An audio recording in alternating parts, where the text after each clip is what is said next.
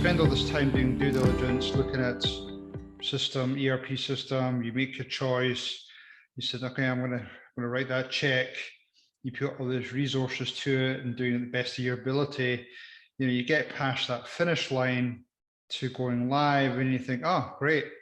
Now I'm going to sort of let everybody else figure it out. And then it's sort of almost, you forget about it and you just hope that it's, you know, producing all these efficient results. But then it's only when you start looking at your bottom line, you think, oh, maybe this is either you've chosen the wrong system or through either lack of ongoing training or lack of systems and processes, you know, things go somewhat sideways. Is that a fair statement?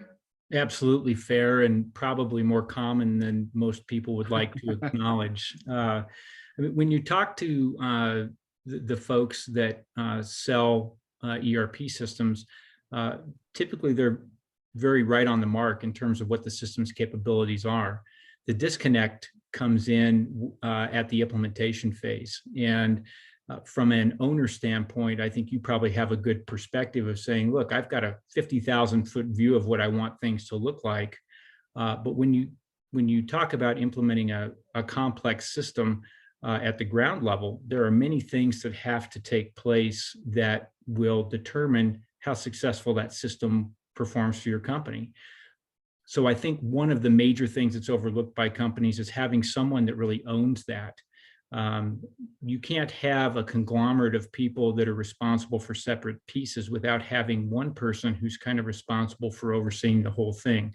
That old adage, garbage in, garbage out, really is very appropriate when you talk about a system. So that's critical. You've got to have somebody who understands basically how systems work, how they report, and you've got to have a team that's dedicated to making the changes in their daily routine that implement using that system.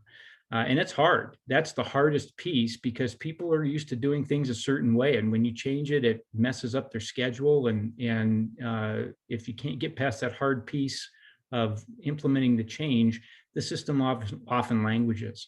From an ownership standpoint, the other critical piece to success is that ownership definitely always has to be involved as a champion for that system from the top down. If managers don't feel like senior leadership is bought in and there's not any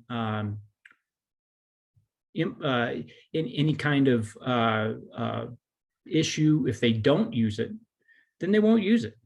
So it's critical that you get top-down support, and it's critical that you have a champion who is a super user who understands that system and can train the trainer, make sure that that system is implemented clear to the workers in the field where really the information transfer really starts.